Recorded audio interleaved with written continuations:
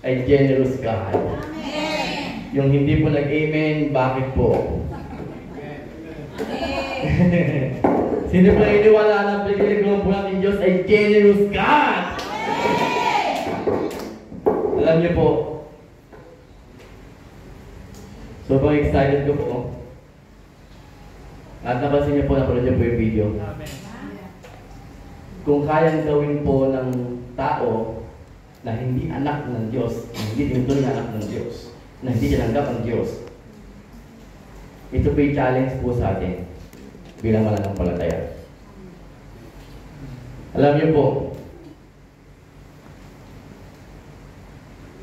na sa bawat ginagawa po natin, nagtatanim po tayo ng seed.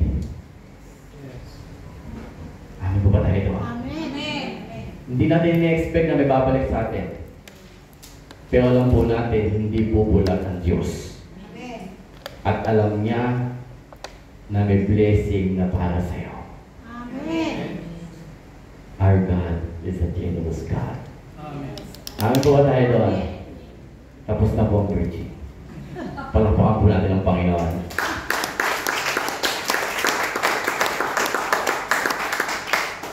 Pwede po tayong lahat ay tumayo.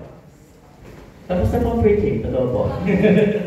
Panginoon, maraming salamat po sa hapon na ito. Naniniwala po kami na kami po yung mga anak na ikaw po aming Diyos na pinaglilingkuran. Ikaw po ay Diyos na tapat sa lahat ng iyong mga pangako. Tapat sa lahat ng iyong mga ginawa, Panginoon, sa buhay po namin. Pinasalamatan po namin, Panginoon, na ikaw po ay patuloy po na tumitingin po sa puso ng bawat sa puso amin. Na sa paggawa po namin ng kabutihan, sa pagtanim po namin ng seed of faith, nakikita mo po, Panginoon. At yan po ay nagiging susi upang pong magkaroon kami ng prosperous life, O God. At salamat po, Panginoon, hayaan mo po na ang iyong salita ngayong hapon nito ay patuloy lamang po na kumilos at gumalaw sa lugar na ito. Hindi po ang aking sasabihin, Panginoon, kundi itago mo lamang po ako sa iyong likuran. Ikaw po ang patuloy na mangusap katuwang ng iyong banal na Espiritu at paguhin niyo po ang aming mga puso. Paguhin niyo po ang aming mga buhay upang lalo po namin makilala ka at tanggapin ka at paglingkuran ka sa Espiritu katotohanan. Salamat po, Panginoon, sa pribileyo na ito, sa favor na ito, sa pangalan ng Jesus. Amen at amen. Pwede po tayo umupo sa pangalan po ng ating Diyos na buhay. Pwede po bang makita ko po si Sister Isa po, yung ating pong Sister Isa, pwede po kayo tumayo, yung ating pong welcome po sa gawain po ng Panginoon. Pwede po palakpakan po natin ang ating kapatid. Amen. Welcome po sa gawain po ng Panginoon. Sabi ko po, hindi ko po malilimutan yung pangalan nyo kasi pangalan po ng basis ko yun. Kaya po, welcome po sa gawain po ng Panginoon. At tuloy po na may plano po at may layunin po ang Panginoon sa buhay po natin lahat. Ano ba tayo doon? Doon din po sa mga nanonood po sa atin through online. Salamat po sa patuloy niyo po pagsubaybay, pag-support sa church na ito. At naniniwala po kami, hindi lamang po kami sinusuportahan niyo po, kundi po ang gawain ng Panginoon. Palakpakan po natin ang Panginoon na buhay. Amen? Handa na po ba tayo sa mensahe po ng Panginoon? Handa na po ba tayo sa mensahe ng Panginoon? Amen. Ito po mga nakalipas na linggo ay pinag-usapan po natin yung Spirit of Mammon. Amen po ba tayo doon? I-reveal natin kung paano yung Spirit of Mammon, kung paano talaga yung humahad lang dun sa buhay natin na talagang may calling tayo bilang pagpapala. Amen po ba tayo doon? Sino pong gusto maging part of the blessing at channel of blessing? Palakpakan po natin ang Panginoon. Amen po tayo doon? Amen po ba tayo doon? Kaya po, salamat po sa mensahe po na ating pong itutunan. At naniniwala po ko na ang mga mensahe po ng ating napapakinggan, hanggat hindi po natin inilalagay sa application, hindi po na, wala po nangyayari po sa buhay natin. Amin po ba tayo doon? Pero naniniwala po ko sa church na to, ay may application na po ginagawa ang Panginoon. Amin po tayo doon? Ngayon po, pag-uusapan po natin ang tungkol po sa reward. Wow, reward. Amin po ba tayo doon? Sino pong gusto na reward? Sino po gusto ng reward? Amen! Meron nga pong isang wanted sa Pilipinas, 10 million ng reward. Talagang lahat ng mga tao, iiwanan daw ang trabaho, hahanapin lang yung taong yun. Dahil nakapokus sila sa reward. Di ba? Kasi malaki yung reward eh. Pero alam niyo po, tayo po mananampalataya. Ako po naniniwala na nandito po tayo dahil hindi lamang sa reward. Kung sa reward lang po tayo pumunta. Naniniwala po ako, nandito po tayo hindi lamang sa reward. Amin po tayo doon? Amin po tayo doon? Ang sabi po sa Proverbs chapter 11, verse 25, a generous person will prosper. Pwede ba tulungan niyo po ako? A generous person will prosper. Whoever repress other will be repressed. Alam niyo po, ito po yung nababasa ko po, kagaya po na pinanood natin kanina, yung generosity ng ginagawa, kapag ang susi ng prosperity is generosity. Amen. Amen. Ang susi ng prosperity ay generosity. Kaya nga, if you want to have a generous life, we have to believe that we have a generous God. Amen. Amen. Mukhang kakaumpisa pa lang po natin, baka ayaw nyo na po mag-amen. Alam niyo po, minsan po talagang kapag pinag-uusapan ng generosity, even sa loob ng church, talagang ang tatahimik po talaga natin. Kasi minsan iniisip natin, is parang, naku, patungkol na naman ito sa pagbibigay.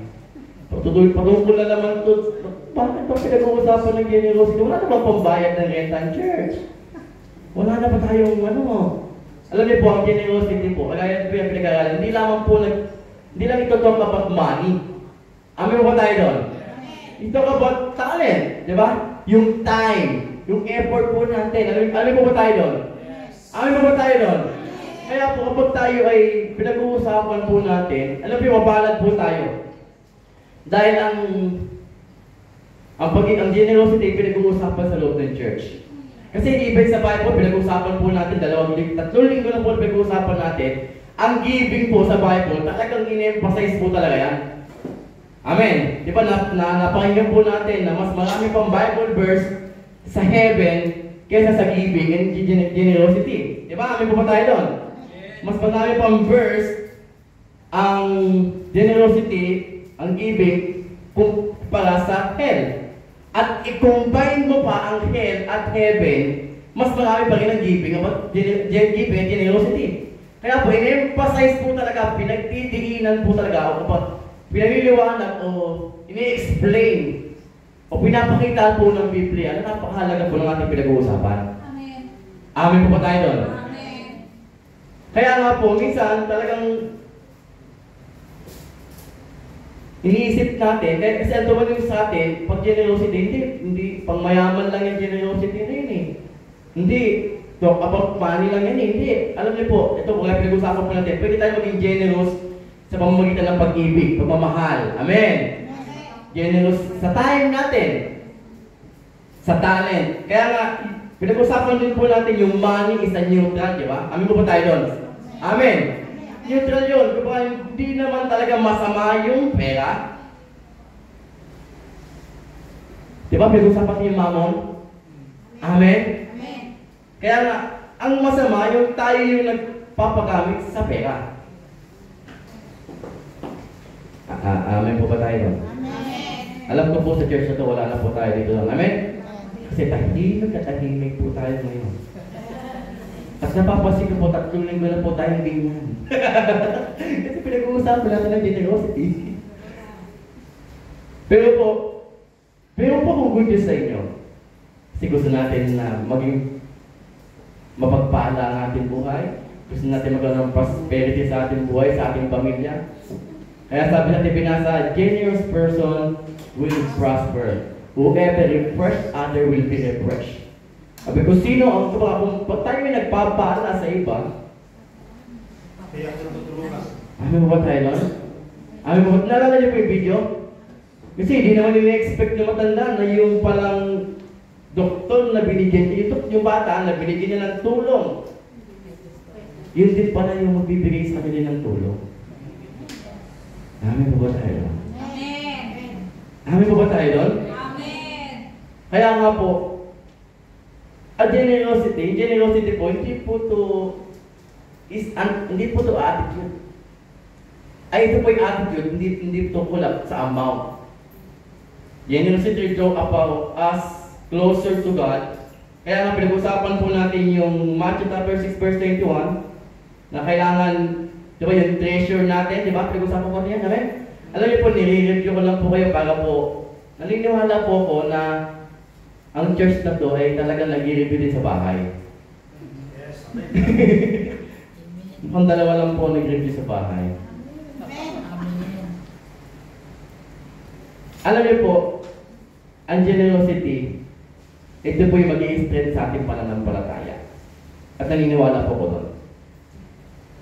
Generosity is an investment for eternity. Amin po ba tayo doon? Amen. Kaya nga po, in-emphasize ng Bible, even Jesus Christ, sa Scripture, and generosity. First thing first, we are serving a generous God. Sino po naniniwala ng pinaginigawan po natin Diyos ay Diyos na mapapigay? Amen. Sino po naniniwala na ang Diyos na pinaginigawan po natin, alam po kahit hindi po sabihin, kitang-kita naman po natin sa paligid po natin.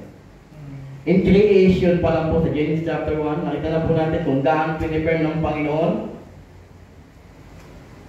Yung 5 days na nagtrabaho ang Panginoon, pinipare na lahat. At in the 6 days, ginawa niya tayo bilang.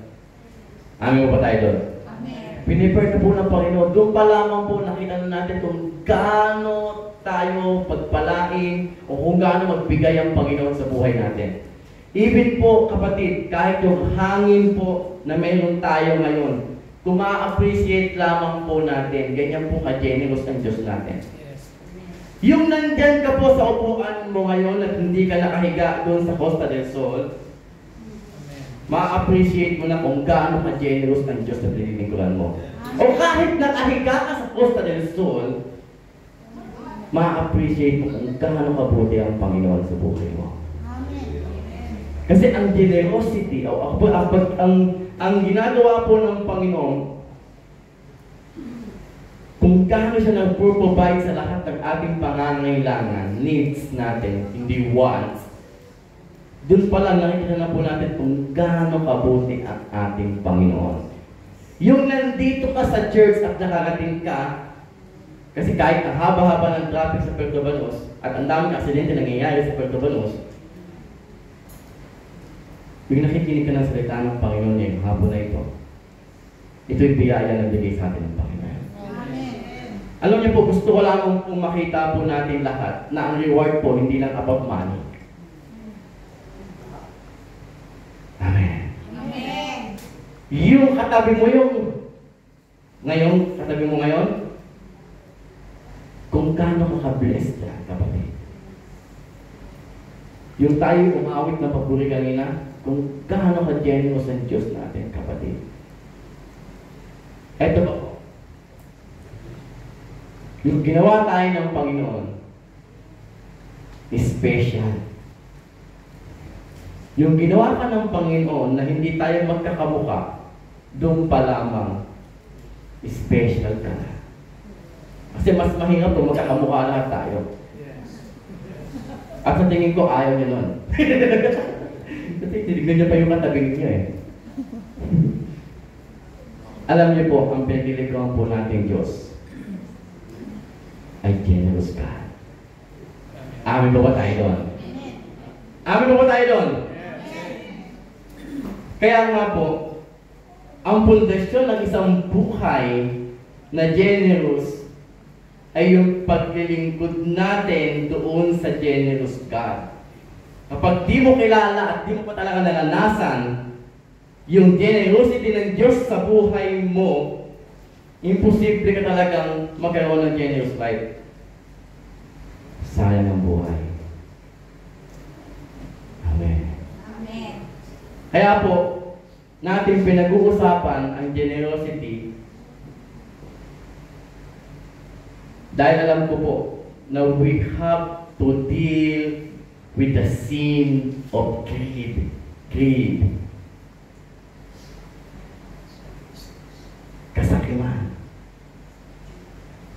Alam niyo po ba yung grade? Minsan grade 1, grade 2, grade 3, grade 4. Kasi nagle-level up ang grade. Tumataas. May pera man o wala, hindi ka exempted sa sin of grade. Kaya nga po, sabi sa Luke chapter 12, ano na po ako sa Luke, ha? Ayan po. Then he said, basahin nga po natin, beware. Guard Against every kind of greed.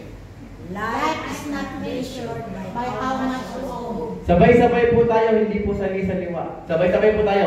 Then he said, beware, guard against every kind of greed. Life is not measured by how much you owe. Alam niyo po, yung spirit of mammon, ito po yan, greed.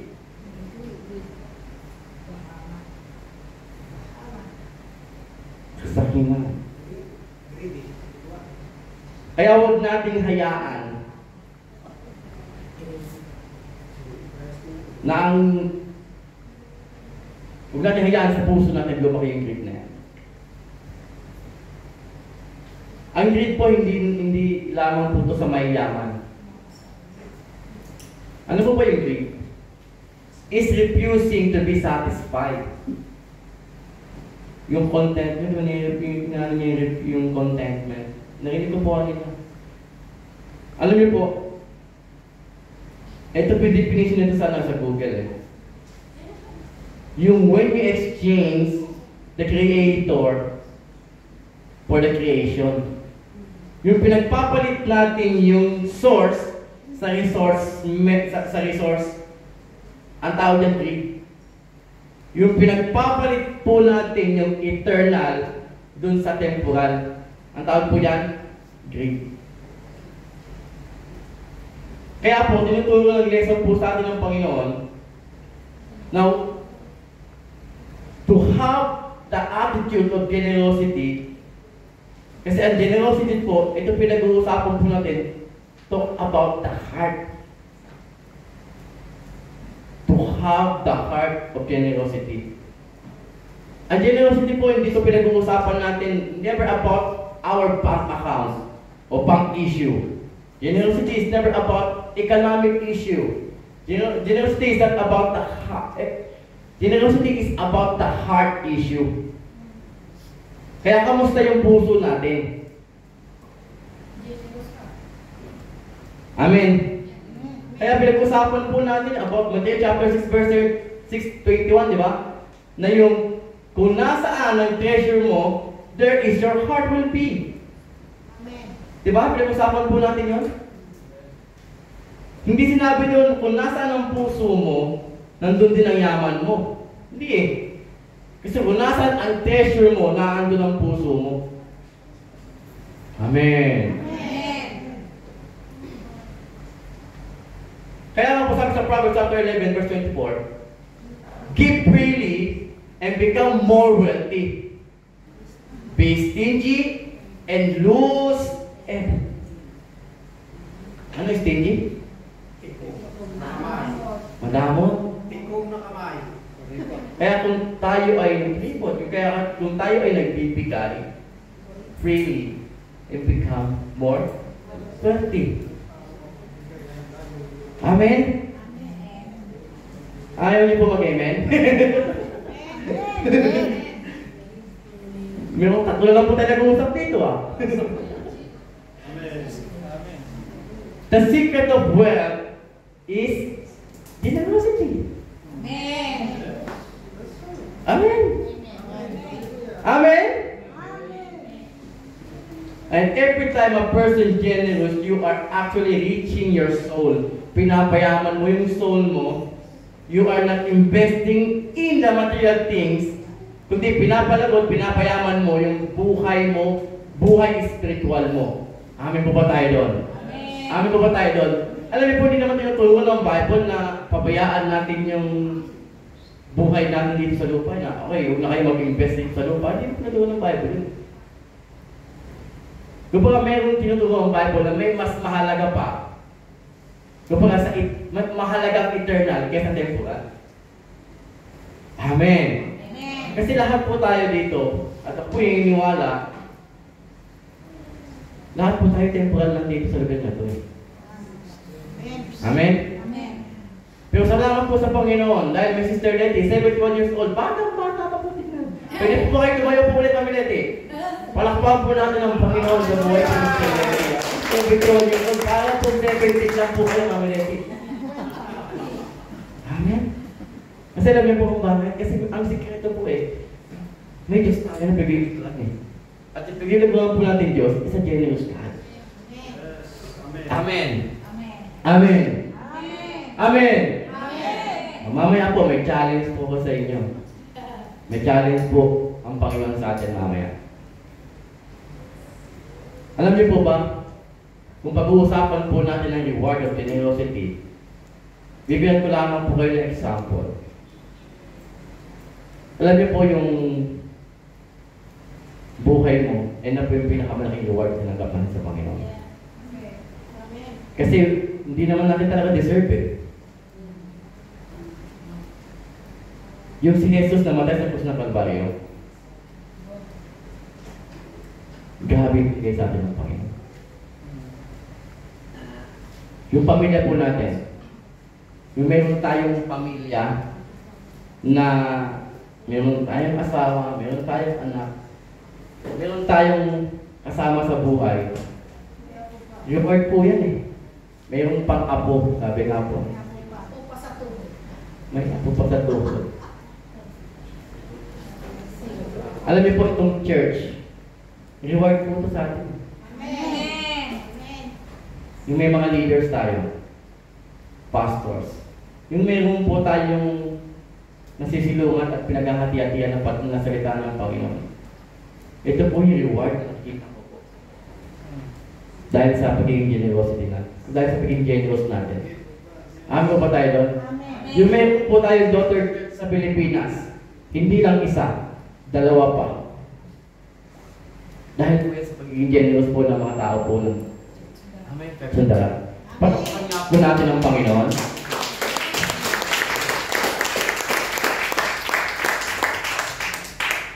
At ako po naniniwala na hindi ko po tapos ang Diyos sa atin. Amen? Amen. Alam niyo po, nung ako po ay dinala po ng Panginoon sa church owner po, dito po sa church natin, doon po sa maliit na church. At hindi ko po malilimutan yan. Dahil naniniwala po ko na may mga taong nagtanim ng seed of generosity. Kaya kung bakit hanggang ngayon po, ang dami na po nating pinagdaanan sa church, at dami na po nating mga ups and downs, at naniniwala po ko doon, at di naman po kayo lihim dyan.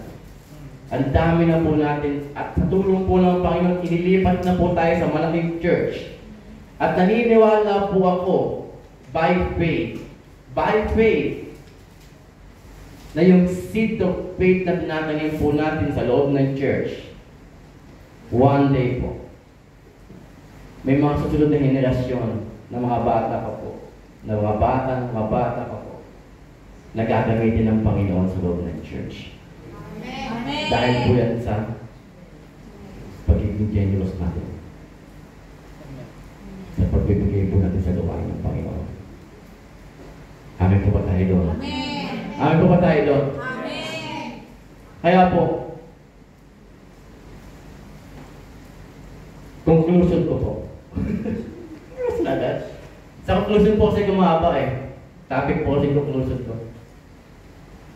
Conclusion. Mayroon pong history sa Bible na napakaganda po. At alam ko po, ewan ko po kung familiar po kayo dito. Sa 2 Kings chapter 4 verse 8.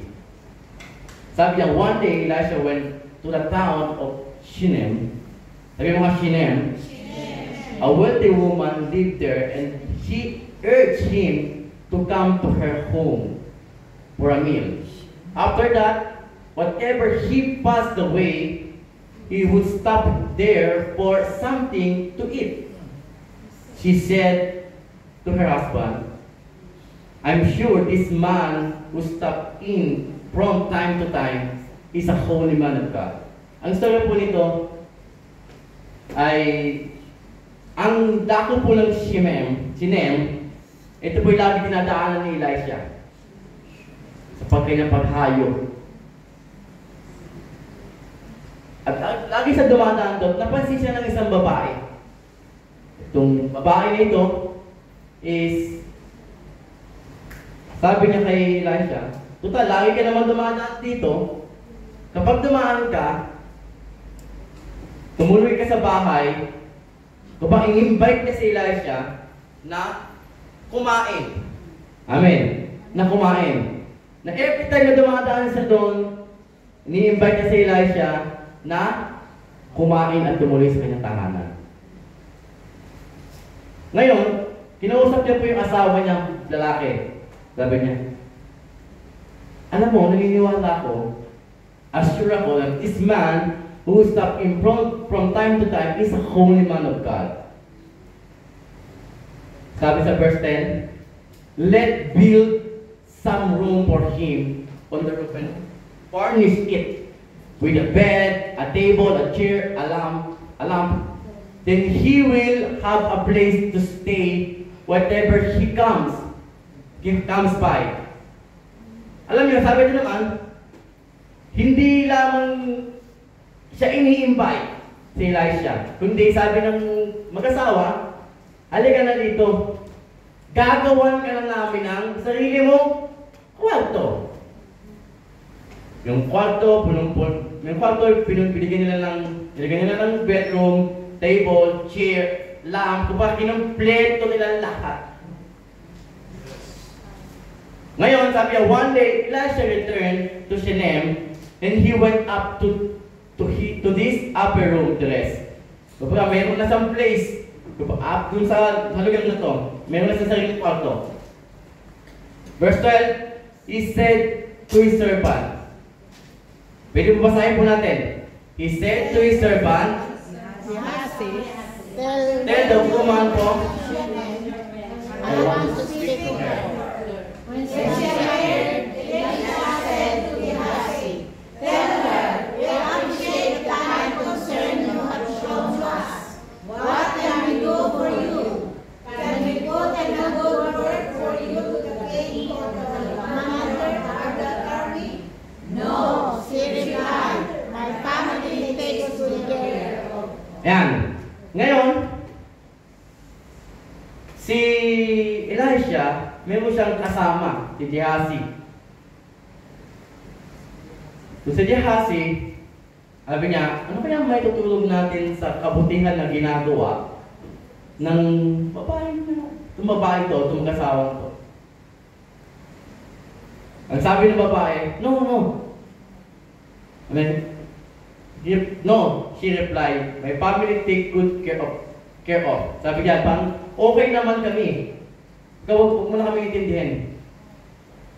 Pero dahil si Elisha ay meron siyang kasama na si Gehazi na chismoso. Ito yan, nangyari. Later, Elisha asked Gehazi, what can we do for him? Or for her? Wait, gusto ko lang mabasahin.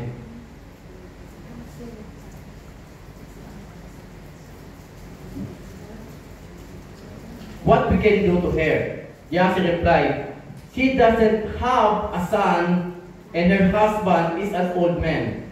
Parang sounds familiar po, di ba? Na yung babae is wala siyang anak at yung asawa niya ay matanda na. Call her back, sabi niya. Tawagin mo nga ulit, sabi ni Elisha. Call her back.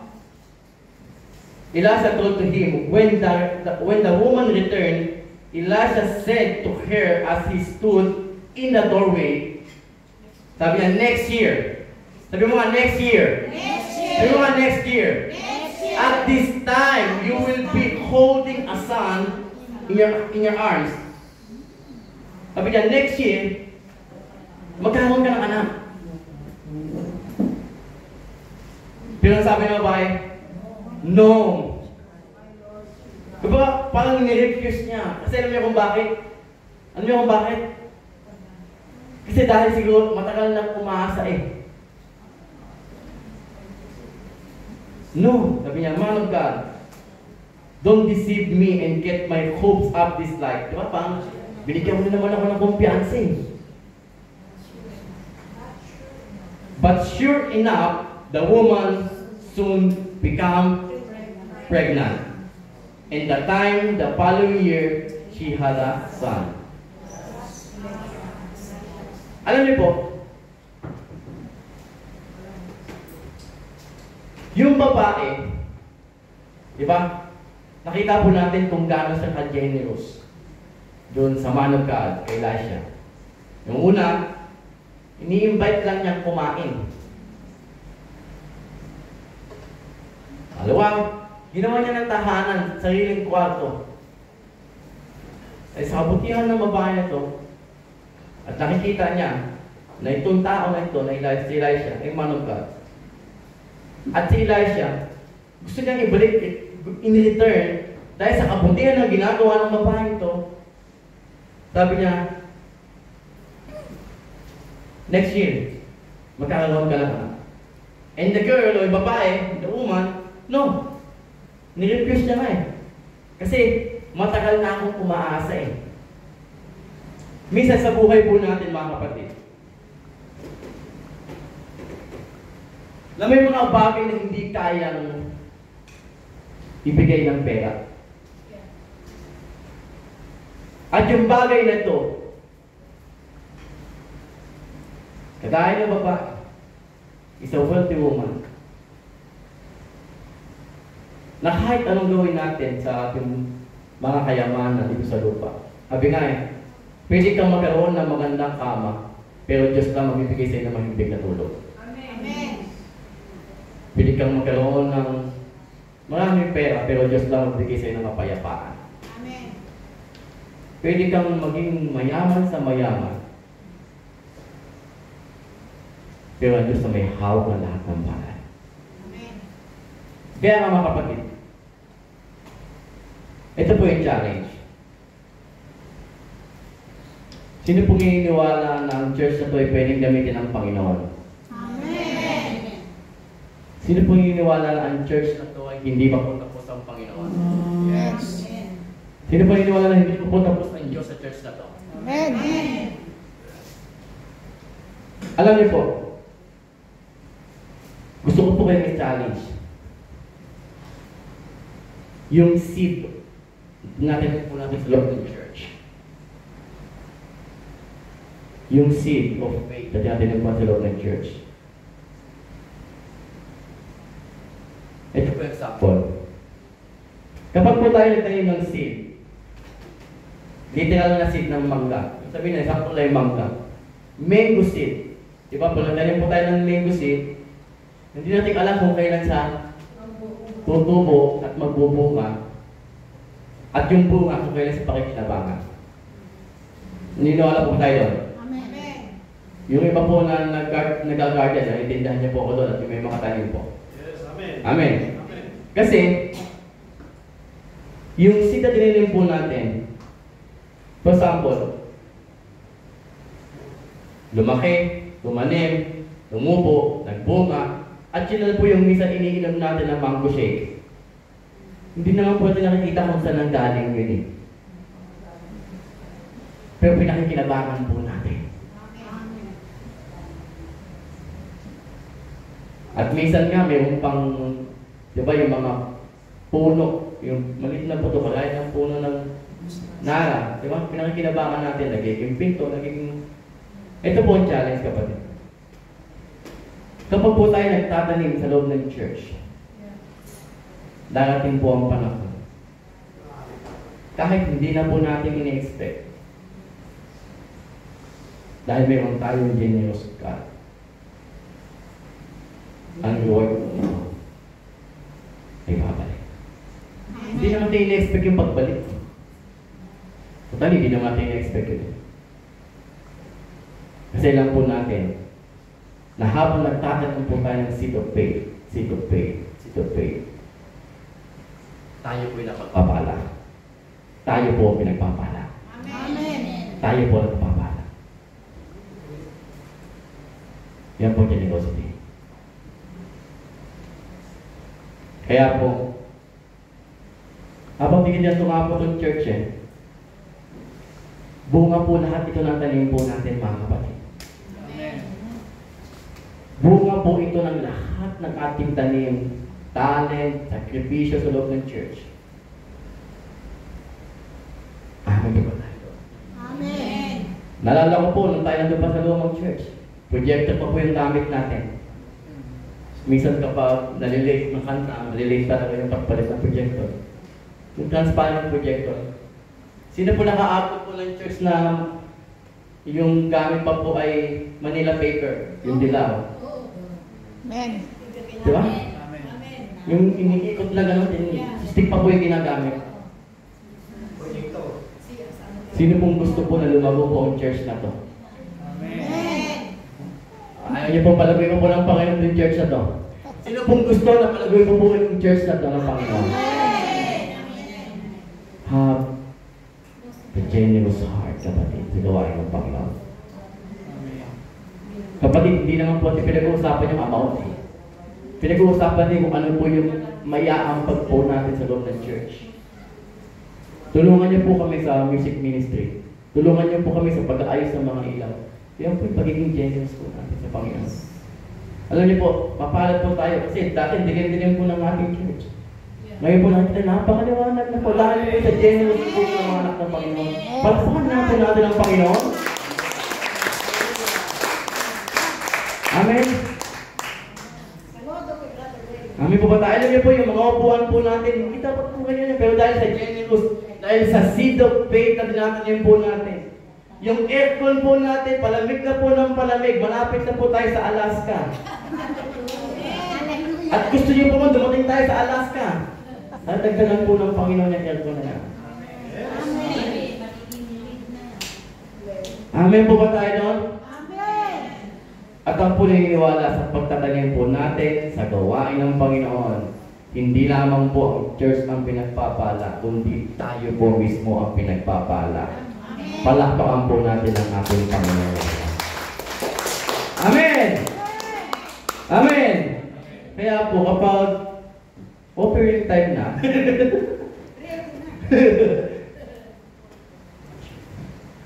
alam niyo po lahat po tayo, tinutulungan po tayo ng Panginoon. Amen? Amen? Amen. Lahat po tayo tinutulungan ng Panginoon. Amen po tayo doon. Ecclesiastes chapter, ito po, basahin po natin ito. Chapter 11 verse 1. Sabi niyan, be generous and someday you will be rewarded. Pwede mo sabay-sabay po natin basahin, be generous and someday you will be rewarded. Hindi ko po alam kung ano yung reward na tatanggapin natin, pero naniniwala po ko na may reward po tayo tatanggapin sa Panginoon. Amin po tayo doon. Hindi ko po alam kung kailan, pero naniniwala po ko na may reward po tayo gagawin, may reward po tayo tatanggapin ng Panginoon kapag ginawa po natin ang sinasabi ng Panginoon na be generous. Hindi ko po alam kung ang reward na po natin ay nasa langit na po, pero praise God. Kung ganun po.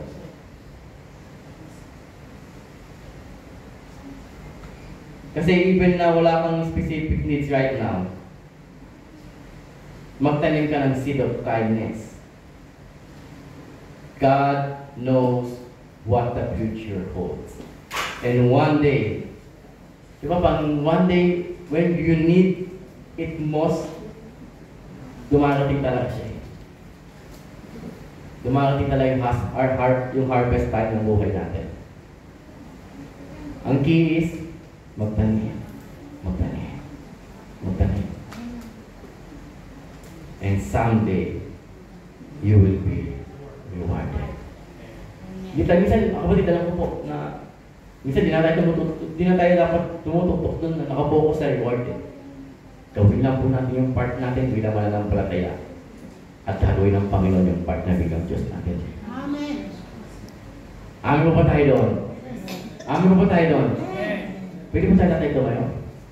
Panginoon, maraming salamat po sa mensahe po na patuloy po namin pinagbulay-bulayan at naniniwala po Panginoon, na hayaan po na tulungan niyo po ang aming pong heart issue, yung aming pong minsan ang aming greed, Panginoon, sa mga material na bagay, yung mga bagay na temporal o God. Tulungan mo po kami na makita po namin na alamin po namin o malaman po namin o magawa po namin, Panginoon, ang mga bagay na kailangan po namin unahin. Ito pong iyong kaharian, ito pong iyong kawalhatian, ito pong iyong gawain, Panginoon.